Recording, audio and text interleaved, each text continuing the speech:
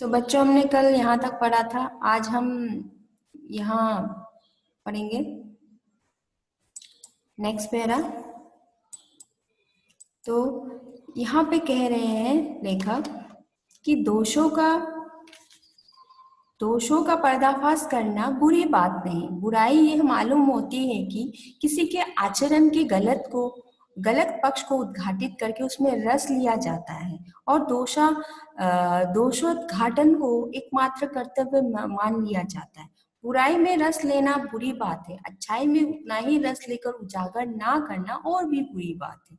सैकड़ों घटनाएं ऐसे घटती है जिन्हें उजागर करने से लोक चित्त में अच्छाई के प्रति अच्छी भावना जगती।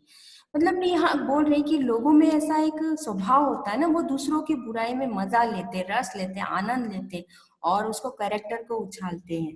तो ये बुरी बात है। और वो सोचते हैं उनका ड्यूटी यही है कि दूसरों का दोष निकाले।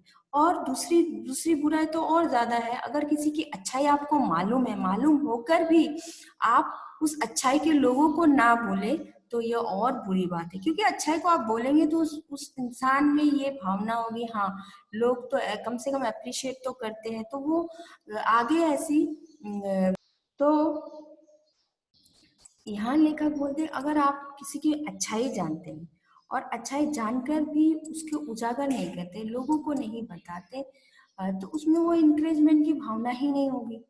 तो वो तो और गलत बात है। तो इसलिए दूसरों की अच्छाई को बोलना चाहिए और और नहीं छुपाना और बुरी बात है। सैकड़ों घटनाएं ऐसी घटती है जिन्हें उजागर करने से लोकचित्त में अच्छाई के प्रति अच्छी भावना होती है। तो ऐसी बहुत हाँ, तो लेखक कह रहे हैं कि ऐसी बहुत सी घटनाएं होती है कि जो कि लोग माने कि लोगों के लिए, हमारे समाज के लिए बहुत अच्छी बात है। उसको जान के लोगों के मन में भी अच्छी भावना है, तो ऐसी घटनाओं को भी उजागर करना चाहिए। एक बार रेलवे स्टेशन पर टिकट लेते हुए गलती से मैंने 10 के बजाय 100 रुपये का नोट दिया और मैं जल्दी जल्दी गाड़ी में आकर बैठ गया। थोड़ी देर में टिकट बाबू उन से दिनों के सेकंड क्लास के डिब्बे में हर आदमी का चेहरा पहचानता हुआ उपस्थित हुआ। उसने मुझे पहचान लिया और बड़ी विनम्रता के साथ मेरे हाथ में 90 रुपये रख दिए और बोला, ये बहुत गलती हो गई थी, आपने भी नहीं देखा, मैंने भी नहीं देखा। उसके चेहरे पे विचित्र संतोष की गरिमा थी, मैं चकित रह गया। तो एक बार रेलवे स्टेशन में लेखक टिकट काउंटर से टिकट लेने के समय 10 रुपये के बजाय 100 रुपये दे दिया और जल्दी जल्दी गाड़ी में आके बैठ गए, देरी हो जाएगा बोल के। तो वो जो टिकट काउंटर का जो टिकट बाबू था, वो उनके सेकंड क्लास में जाके हर आदमी का चेहरा देख रहा और जैसे ही लेखक को उन्हें देख लिया, पहचान गए, तो उनके हाथ में 90 रुपीज रिटर्न कर दिया। क्योंकि टिकट का रेट 10 रुपीज था और लेखक ने भूल से 100 रुपीज दे दिया, तो वो 90 रुपीज उनको रिटर्न करते हुए बोला, गलती हो गया, आपने भी नहीं देखा, मैंने भी नहीं देखा, जल्दबाजी में दे दिया। तो वो रिटर्न कर दिए। तो और रिटर्न करते हुए समय उनके चेहरे में बहुत संतोष था और एक गरिमा थी कि उन्होंने अच्छा काम किया। कैसे कहूं कि दुनिया में सच्चाई और ईमानदारी लुप्त हो गई है। वैसे अनेक अवांछित घटनाएं भी हुई हैं, परंतु यह एक घटना ठगी और वंचना की अनेक घटनाओं से अधिक शक्तिशाली। तो लेखक बोल रहे कि कैसे कहूं कि इस दुनिया में अच्छाई और सच्चाई, ईमानदारी छुप गई है, घट गई है।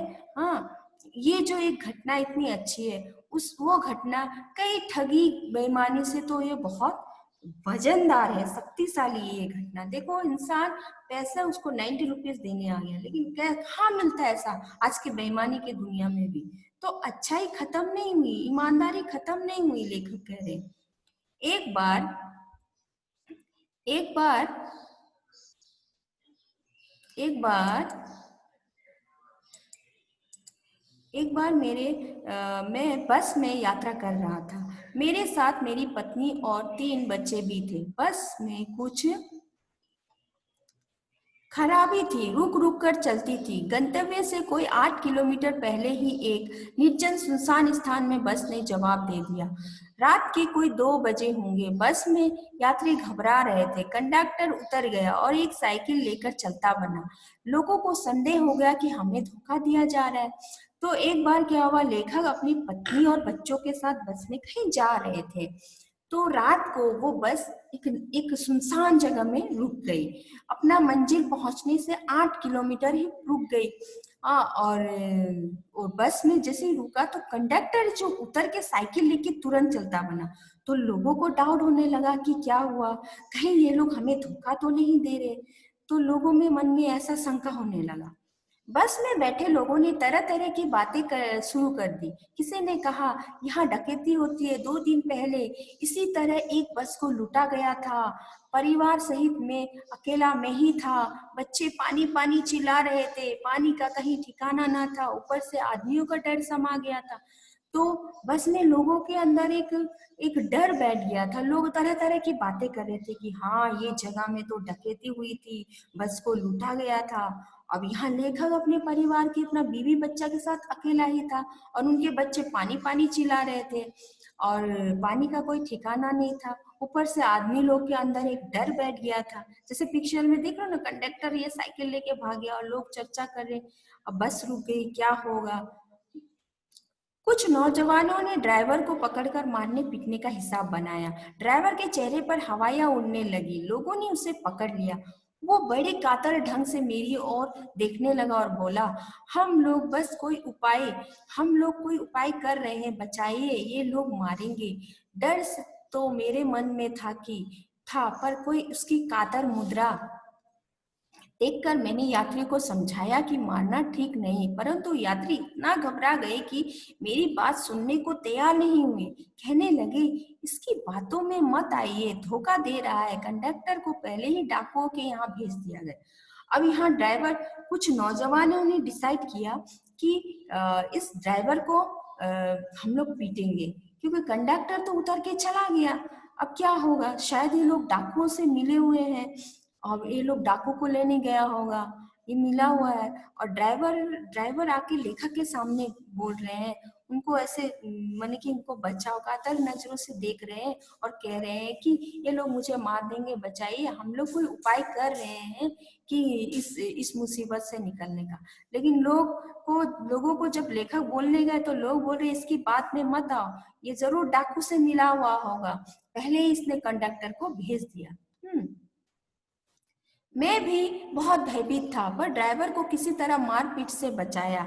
1.5-2 घंटे बीत गए। मेरे बच्चे भोजन और पानी के लिए व्याकुल थे। मेरी और पत्नी की हालत बुरी थी। लोगों ने ड्राइवर को मारा तो नहीं, पर उसे बस से उतारकर एक जगह घेर कर रखा।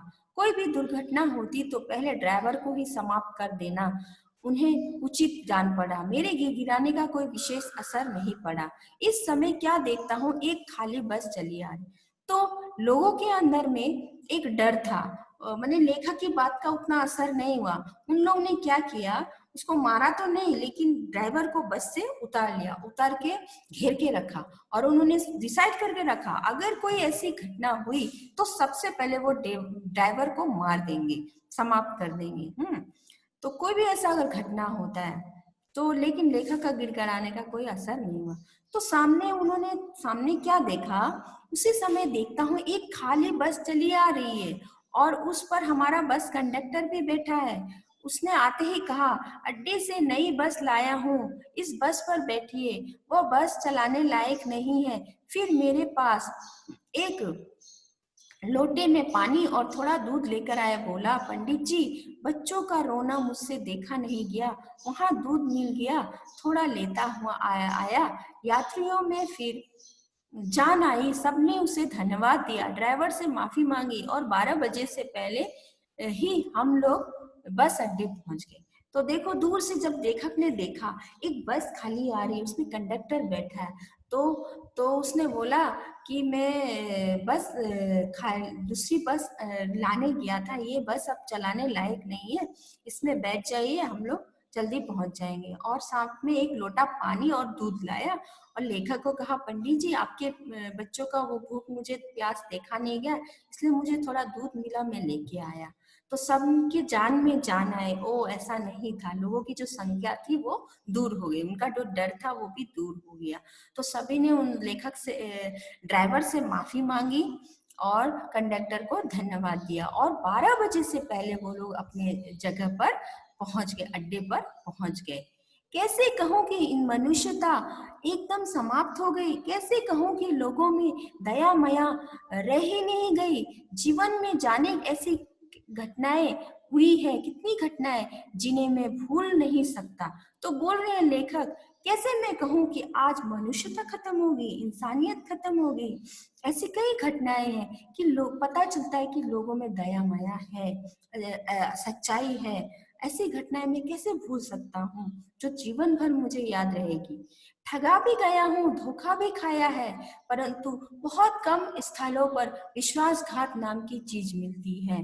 बोले कि मैंने ठगा भी खाया है, मैंने धोखा भी खाया है, पर बहुत कम जगह में ही विश्वासघात होता है। केवल इन्हीं बातों का हिसाब रखो जिसमें जिनमें धोखा खाया है, तो जीवन कष्टकर हो जाएगा। परंतु ऐसी घटनाएं बहुत कम नहीं है। जब लोगों ने अकारण सहायता की, निराश मन को ढाढ़स दिया और हिम्मत बताई। बोलते हैं अगर आप ये सोच के रहोगे जिन्होंने आपको धोखा दिया, विश्वासघात किया, अगर वो आप सोच के पकड़ के रखोगे तो बहुत आपको जीना दुखद हो जाएगा, कष्टकर हो जाएगा, और बहुत मुश्किल होगा जीवन में। पर ऐसी बहुत सी घटनाएं हैं जो बिना मतलब के लोग आपकी सहायता करते हैं, मदद करते हैं और निराश मन को आपको ढाढ़स देते हैं, हिम्मत देते हैं, बधाई देते हैं। तो कविवर रविन्द्रनाथ ठाकुर ने अपने प्रार्थना गीत में भगवान से प्रार्थना की थी कि संसार में केवल नुकसान ही उठाना पड़े, धोखा ही खाना पड़े, तो ऐसे अवसरों पर भी हे प्रभु मुझे ऐसी शक्ति दो कि मैं तुम्हारे ऊपर संदेह ना करूं। तो कवि लेखक कहते हैं कि जो हमारे कवि गुरु रविन्द्रनाथ ठाकुर जी थे, जो इतने बड़े कवि जिन्होंने हमारा राष्ट्रगान लिखा है, उन्होंने भी एक कविता में ईश्वर से प्रार्थना की कि ये दुनिया मुझे धोखा दे दे, हाँ मुझे संसार में नुकसान उठाना पड़े, भले ही कुछ भी हो, पर ऐसे अवसर में भी हे प्रभु मैं आप पे संदेह ना करूं, मैं आप पे विश्वास बनाए रखूं।